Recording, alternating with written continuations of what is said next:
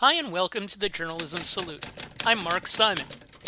In each episode, we'll talk to or about an interesting person or organization related to journalism. The intent is to show that journalists are not the enemy of the people. Thank you for listening. On this episode, we're joined by Roxanne Scott. Roxanne is a senior producer for the Futuro Media Group, an independent nonprofit media organization producing multimedia journalism that gives a voice to the diversity of the American experience. You may know it best for Latino USA and the person who runs the group, Maria Hinojosa. Roxanne has previously worked as a reporter in Louisville and Atlanta, and prior to being a journalist, she was a teacher in Costa Rica, Mexico, and China. Hi, Roxanne. Hi, thanks for having me. So you went from teaching to journalism. What exactly is your journalism origins? Well, I always wanted to do journalism, but I felt at the time I didn't have the temperament or the personality for it. I had these like ideas of what a journalist was, and I just felt like as a shy, awkward person that was not me. But what happened was that when I was teaching abroad, I started on my one of my hobbies was I started a blog about the African diaspora and just kind of like all these lovely things I was learning while I was living abroad. And so I realized that I loved documenting things. I loved taking photos. I loved telling stories, but I I was pretty bad at it. So I kind of came to a crossroads and said, okay, if you want to keep doing this, you got to get some training. And so I felt like, I kind of went back to that oh, I always wanted to do journalism and maybe now is the time to do it. So pretty much blogging is my origin story. Where did you grow up? I grew up in Queens, New York, and I'm here now. That's where I live now. Was there anything in your upbringing or heritage that would have lent itself to telling stories? I mean, not immediately. My there's no one in my family that are journalists or storytellers per se, professional storytellers. My parents had office jobs, and there's also a lot of nurses in my family, and my mom would probably have loved for me to do that. But my parents are Jamaican, and I feel like I was always just drawn to different scenes that would happen in my family. Like I just remember a lot of my grandfather playing dominoes and drinking, and it was just like always a really good time. And I felt like I was like, just being around that and great food. I was always like on the hunt for a scene. And so maybe that's where it started, but no, not immediately. Scene's certainly important to what you do, scene setting and scene, essentially, I guess, scene telling, very important. You were a teacher, as I said, in Costa Rica, Mexico, and China. Just briefly, what was that like? I mean, it just, I mean, I really am being like, it just opened me up to a lot. Before then, the only place I'd been outside of the United States was Jamaica because that's where my family's from. And so, Costa Rica and Mexico particularly is when I learned Spanish. So it just literally opened up another door, another language, another way to express myself. It was interesting in some of these places, particularly China, being perceived as an as an outsider. I think it was like a good and a bad thing. It was good for curiosity's sake. People would come up to me, I would go speak to them. But yeah, I mean, overall it was a great experience, and it is ultimately what led me to be more curious about the world and into journalism. So, what was your first journalism job? My first journalism job was actually at Louisville Public Media. So I was after I decided I wanted to do journalism, I was already in my early 30s. And so I was like, okay, what's the path for me? Am I going to be an intern? Am I going to? So I know there's like a lot of debate about the value of journalism school, but I ultimately went that way, did a bunch of freelancing, and then I ultimately landed at Louisville Public Media. And from Louisville, time in Louisville to time in Atlanta, and we'll talk about some of the writing you did there and Yeah. the projects that you worked on there. But before we get into your current work, can you tell us about the Futuro Media Group and what it is and what it does? Yes. So Futuro is a nonprofit. We're in Harlem. I think most people know Futuro Media by Latino USA, the flagship show. It airs every week across the country, public radio show. It's been on the air for, I want to say 30-ish years. Yes, we're celebrating 30 years. But we also have other divisions. We have a a creative podcast unit that does podcast programming. There's Latino Rebels, which is a website, and I specifically work on our new investigative desk. And our organization centers Latinos and people of color, and we hold power accountable. What appealed to you about working for that group? So when I was in journalism school, I interned at Latino USA for a summer, and I loved it. I just loved the way that they built characters. I loved who they centered, and I always saw myself working for an organization like that. And so I think I always had like very fond memories of my internship there, and I was like, I gotta go back there somehow. And it didn't end up being at Latino USA, but it ended up being on the investigative desk. Where did you go to school? Oh, yes. I went to school at the CUNY School of Journalism, which is, oh, they changed the name now Greg to the Newmark? Newmark School. Yeah, it's the Newmark School of Journalism. But yeah, at the time when I went, it was the CUNY School of Journalism. So you were recently one of the producers of a project for the investigative arm, a podcast episode titled Death by Policy: Crisis in the Arizona Desert. This was a series of investigative features about the Border Patrol, specifically related to the Sonora Desert in southern Arizona. It was part of a year-long set of work. Among other things, it detailed the search for a missing migrant from volunteer organizations that search for these migrants to the Border Patrol's management of the situation, with a close eye on what the budget for the Border Patrol actually pays for. What were some of the specific things that you did for that episode? Oh, man.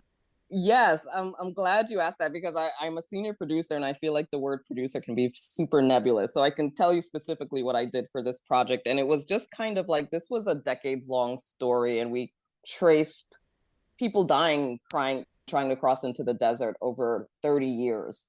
And so one of the many things I did was just kind of like tracing that story and that history by creating a chronology of like everything that I know of about this situation, about the people that we featured in the story, that ended up being pages long as our hour-long radio script, quite honestly.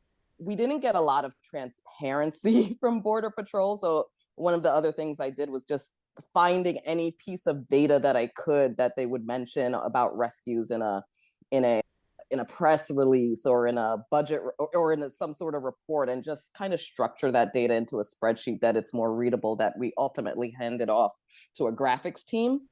We did field reporting. So I went to Arizona. We went to interview one of our main interviewees in our piece, booking those interviews, sourcing, talking to a lot of people on background that didn't even make it into the story, but gave us the framing and the context for the story, and really just reading everything I could about this crisis, from books to government reports to historic records.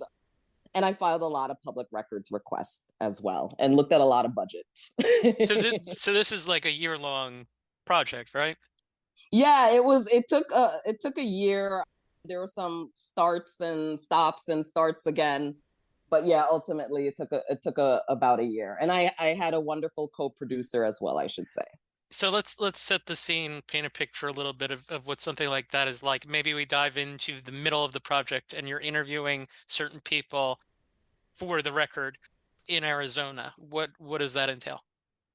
Oh yeah, so when I was on the trip, there were several trips to Arizona, and the one that I went on, we were there for about, I want to say, a week and a half. And so that included everything from making sure that we had everything in place. We did a ride along with Border Patrol. So getting up super early, driving to the center there, and then driving out to the desert to the wall, I should say, to do an interview, and just riding along with Border Patrol. We went to a shelter on the Mexican side of the border, and we interviewed and spoke to people coming in who have been crossing, and just witnessing we met people there that were crossing for days, for like 11 days. Someone told us they were crossing, and so you would see the blisters on their feet and just how out of it they were. And we spoke to a lot of like leaders of nonprofits as well, just people who are trying to connect loved ones with remains. We spoke to a former Border Patrol agent. So every day was different, but we wanted to talk to as many varied people as we could to tell this story. Here's a clip from Death by Policy: crisis in the Arizona desert. Cantu worked for Border Patrol from 2008 to 2012, including in the Tucson sector. I remember thinking like, oh, like today's the day. Like it took a while. Like it took me longer than a lot of other people to see that first dead body in the desert. And there's stories that people tell about, you know, when you find your first dead body, like bring a canister of Vicks Vapor Rub with you, Vaporu, and you put it under your nose so that so that the smell doesn't get stuck in your nose.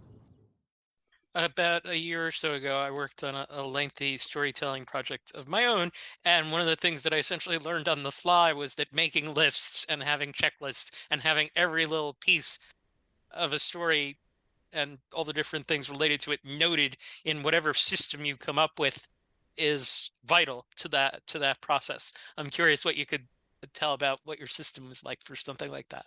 Yeah.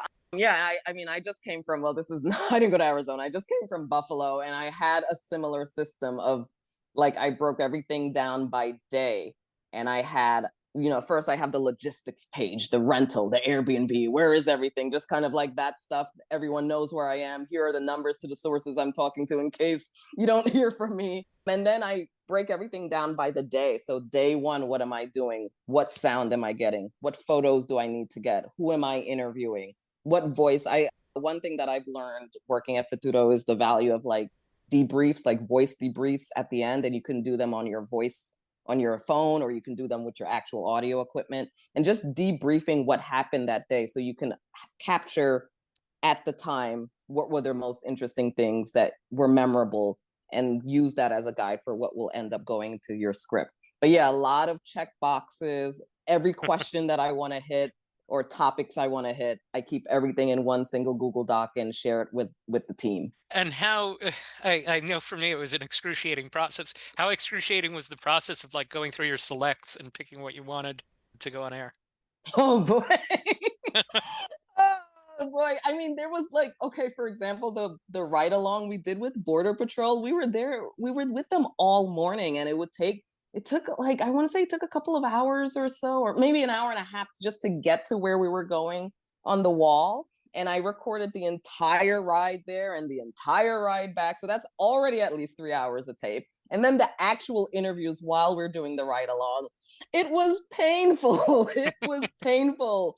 But like, that's part of the work, is like, I think, going through those hours of tape is painful, but it's also the time that there, when you have to do something laborious like that, you can kind of lose sight of your story. But when I hear those voices, it's kind of like it re-engages me with the story. So it sounds like you enjoyed it. Yeah. I mean, yeah, once I get over the fact that I look at, okay, this is like 5 hours of tape I have to log today. Yes, I do. What was the biggest obstacle that you ran into, and give an example of how you dealt with it? Okay. So I think I mentioned before the lack of transparency on Border Patrol's part. So like when I got on this project, I immediately was like, what numbers do you have available on rescues? And it was just like, we don't provide that data. And I'm just like, what? You provided in the past. Why can't I have this? And so like, just kind of like pinpointing like, okay, how can we tell this story? So one of the things we didn't end up having to do this, but I would like read every single press release, because Border Patrol loves to talk about the rescues they have, even if they don't want to give you the numbers at the time. And so like just reading every report, every press release that came out, like, and said, okay, they said that they rescued 3 people. And I had this huge spreadsheet of every rescue, how many people, if they mentioned the nationality, if they mentioned the gender, where it happened on the border. And so like, yeah, the lack of transparency was an obstacle. Getting, we tried at the highest levels of government to get some sort of answers on why this crisis, all the way up to Biden. We tried to get an interview with Biden. We tried to get an interview with Mayorkas. We tried to get an interview with the chief of Customs and Border Protection at the time. And no one would talk. Like, we were like, just any senior official, anyone. No, nothing. And that was like the most frustrating thing, I would say. That seems to have been a common theme among the interviewees that I've talked to over the last year or so. Yes. Obstacles trying to deal with people in government positions or police positions. So the final product for this, what's your thoughts on how it came out? Yeah, I mean, I think another obstacle with this story was that there had already been great reporting on this crisis. This is a crisis of 30 plus years that traces back to the 90s and our deterrence policies on the border and what's working and what's not working. And so, how do we tell this heavy story about death at the border that has been told quite a bit, which would center a person that has been affected, but also balance that out in showing the agency and what they've had to overcome and what they're doing to kind of get to their what they to get to a place of acceptance. So kind of like balancing this very heavy story with an interviewee having agency, so it doesn't sound like it's doom and gloom, even though it is doom and gloom. So it's called Death by Policy: Crisis in the Arizona Desert. You can find it wherever you get your podcasts. I asked you for some other stories that you've worked on in the past that you were particularly proud of, and you pointed to one that you did pretty recently for City Limits, a nonprofit based in New York, about residents in your Jamaica, Queens, dealing with these miserable sewers that were privately owned. It's a story of environmental neglect that you examined from just about every possible angle. And for the second time in, I guess, 4 or 5 episodes, we have a great bathroom related quote. "We're tired of this situation. Living in poo, living in dew," Davis said. "This is New York City, and we're not supposed to be living like this." Can you explain the story and the quote and the impact that your journalism had? Yes. So yeah, there was a group of houses in South Jamaica, majority neighborhood of color. It's a neighborhood that I actually lived in as a kid. I don't live there now. And but they were having these like terrible sewer problems like that would happen like pretty frequently, like every month, not every month, like every few months, right? And I guess living in Queens, you can either think of it like, yeah, sorry, like that's part of living in Queens. There's sewer backups here. Or you can kind of like, I mean, the other way is like, okay, this is kind of gross, and why would anyone read this? And so, what I kept coming back to is like that gross part, but also why is it happening, and why is it happening in this neighborhood?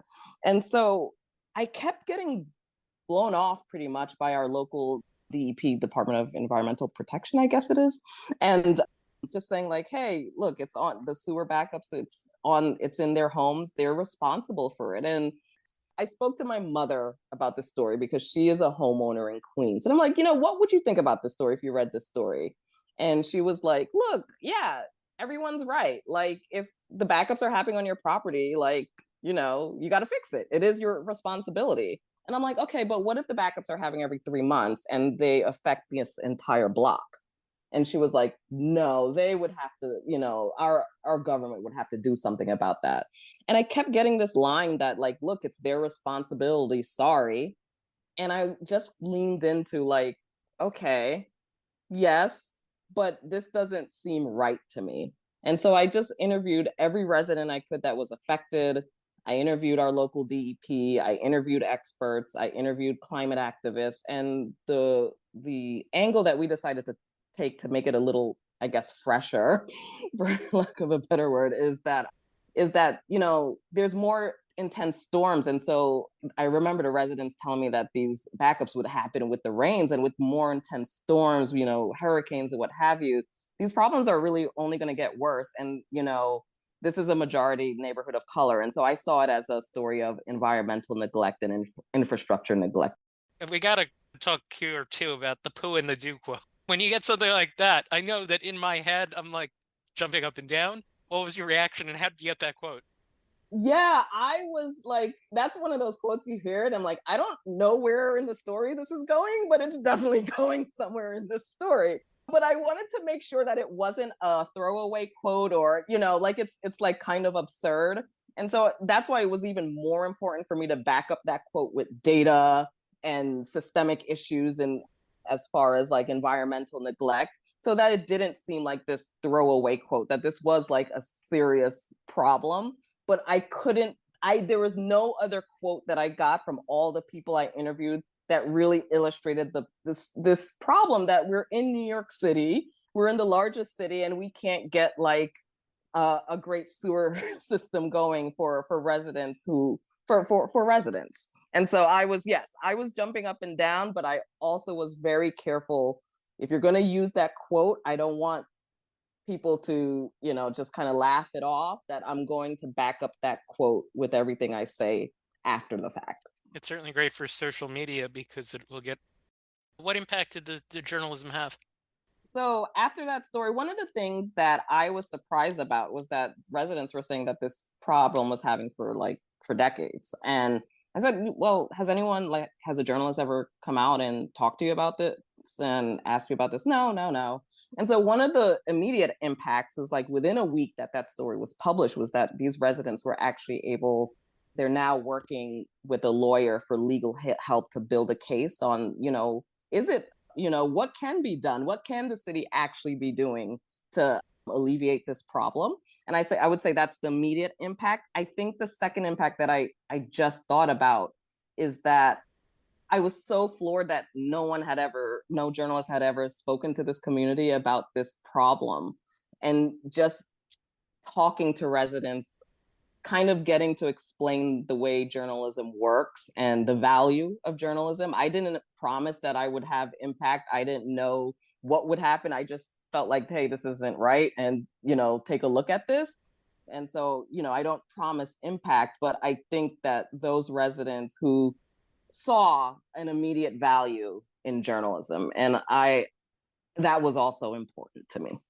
While you were at WABE in Atlanta, you did a story about COVID outbreaks at ICE facilities in Georgia. You did a lot of COVID coverage. I found you were frequently referenced on a podcast that I think was titled something to the effect of "Wash Your Hands." Oh, did you wash your hands? Yes. Yeah. And you said that this story that you did about COVID outbreaks illustrates the power of public records requests. How so?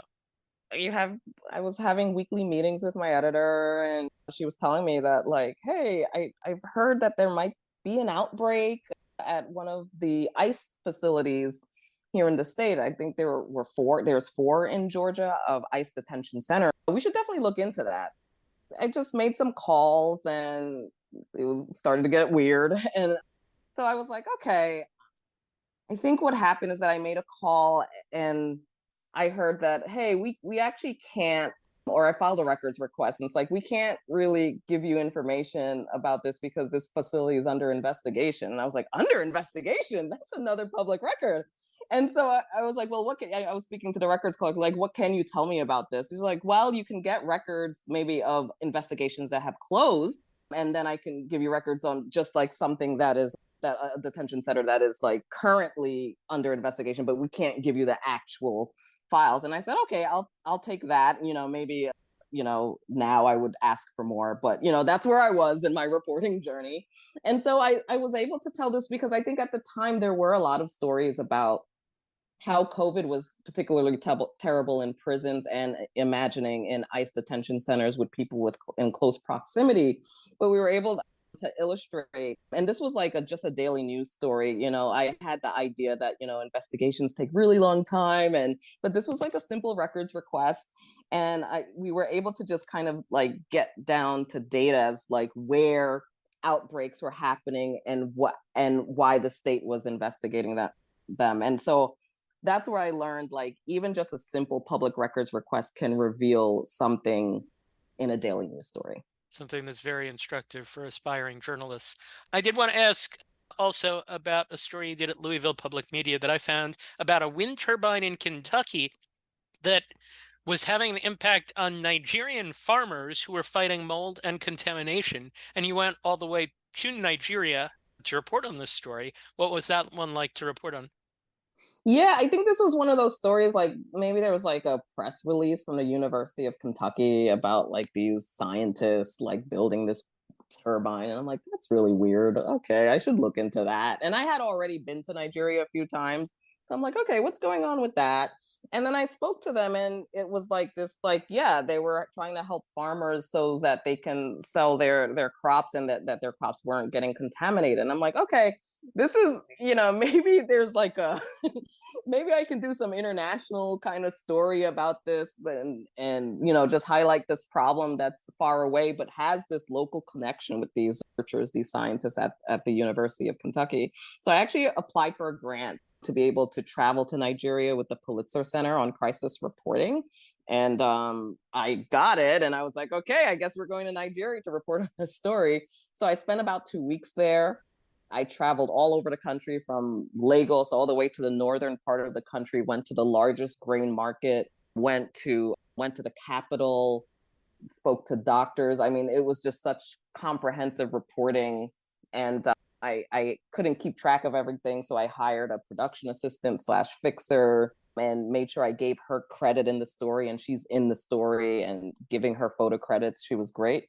But I saw it as like, I think what I took away from that story is that you can really kind of take like this maybe throwaway press release and maybe dig a little deeper if you think about things a bit. And that's kind of how the nonprofit sector works, right? That you have to apply for grants in situations like that to be able to get the funds to do something like that. Yeah, I was not going to get my job was not going to pay for me to go to Nigeria. But in the end, it worked out great because you got a terrific story out of it. Yeah. So there's a lot of variety in your work. I didn't even bring up your stories on the erased history of Black people in bourbon making. You're reporting from Peru, scooters, soccer, hairdressers in Ghana, census coverage. Like, just going through all your pieces, it was like, whoa, it's like you go from one to the next, and they're all completely different and fascinating. What kind of stories do you most like? I mean, yeah, I just like trying new things, but I would say that my favorite stories are stories with delight or have an aspect of delight in them, or that makes you laugh. So going back to the City Limits Do It story with the Pooh and Do quote, that's a quote that will just make you laugh, or you'll just be like, what? What is this? But behind it, there's a systemic issue. But yeah, I would say the stories that I like the most are stories about delight. I've done stories on hot air balloons, as you mentioned, scooters, really just like stories with color, side stories. Like, I'm the person, I think, to send, like, maybe the president is coming to town, and I don't really want to cover that. I want to cover like what's going on at the sidelines about that, like what effects it's having, what people think about that. So I would say in general, stories with color are my favorite. Nice. I'm very much in line with, like, I work in sports, but very much, I think, similar sensibility. If I was not working in sports, this would be a kind of interesting way to certainly go about things. How has being a journalist changed how you view the world?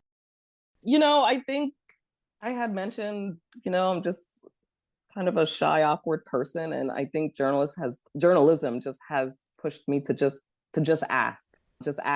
And,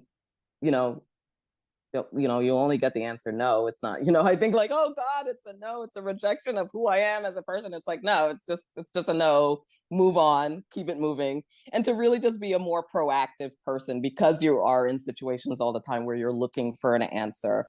I would say also, and specifically being in broadcast, being clear and concise, and then also just learning how to read a room. So, okay, all right, okay, time to wrap it up a bit, or what's going on in here. So those are some of the things I think What's the hardest part of the job? For me, it's like the hardest and the best part of the job is story framing. I think I'm just in a place right now where I just always, I get lost in stories very easily. It could be a daily, or it could be like a year-long investigation. And it's very easy for me to go down rabbit holes and like forget what the story is. But it's also kind of like the work that I enjoy, like using colored index cards to kind of like, okay, how am I going to tell this story? It's like a puzzle to me. So I would say, yeah, the hardest and the best part of the job for me is how do you actually frame stories and choose stories that you're going to stick with. This probably goes hand in hand with what you just said. You work for Maria Hinojosa, who's right alongside Ira Glass, Glynn Washington in terms of story production. What are some of the most valuable lessons that you've learned about audio storytelling that you would pass along to someone who says they want to do the work that you do? I think, yeah, particularly working with Maria Hinojosa, I would say, like, trust your gut. Like, trust your gut and trust your taste. Like, pay attention. I've heard, pay attention to what you pay attention to. So like, if you notice something, if something perks your interest, like, lean into that. Or one thing that I'm learning now in interviewing is, I still do this because I get nervous. I write down every single question I want to answer ever, just in case I have to get every question. but I'm also trying to toy you with like just writing down the issues you want to hit, and then within that conversation, trust yourself to ask that follow-up question that needs to be added, instead of like taking yourself out of the conversation and looking at your phone or your list of questions to go to the next question. So yeah, just learning to trust your gut and your instincts is what I've learned. The show is called The Journalism Salute. We salute you for your good work and ask that you do likewise. With it being Black History Month, is there a Black journalist in history that you would like to salute? Yeah, there's two. Well, one, I'll start with Gil Noble. So Gil Noble hosted the TV show Like It Is. I think it aired on ABC. I remember it playing on my mom listening or watching it on Sundays, and he highlighted Black people and issues of the Black diaspora. I'm pretty sure that's why I started the blog that I had mentioned before, and maybe that is my actual journalism origin story. Who knows? And then someone who's not, I'm going to cheat a little bit, but this is someone I talk about a lot. Her name is Gwendolyn Brooks. She's the first Black person to win a Pulitzer Prize, but it was in poetry. But what I admire about Gwendolyn Brooks is that she centered everyday people. And she did do some writing, for example, some journalism for Jet magazine as well. And I just appreciate like the broad sense she had of what journalism could be, that she had a poetry and novel and wrote novels, but also delved into journalism, and she was very community centered. So those are two people I'd like to salute. And just to broaden it to current journalists, is there a current Black journalist or journalist that you would like to salute for their good work? Okay, so I have like organizations, and yeah, I would say the Ida B. Wells Society. So I guess if you want to strip it down to journalists, I would say like the original co-founders of that organization, which would be Nicole Hannah-Jones, Ron Nixon, Topher Sanders, and Corey Johnson. And the Amsterdam News. I'm a subscriber to the Amsterdam News here in New York, and I just love being a subscriber, and looking forward to more of the work that they'll be doing. They have an investigative unit, and like community radio. One thing I forgot to mention is that my mom growing up, she would listen to our Caribbean station here, WV, and she would get her music and she would get her news, and just kind of like community radio, providing a vital service to Black New Yorkers, specifically from the Caribbean, from the English-speaking Caribbean. Great. Excellent. Roxanne Scott, thank you for taking the time to join us. We'll be following your work. Best of luck with that. Thank you so much. The Futuro Media Group creates multimedia content for and about the new American mainstream in the service of empowering people to navigate the complexities of an increasingly diverse and connected world. For more information, go to futuromediagroup.org. Thank you for listening to the Journalism Salute. Please let us know what you think of the show.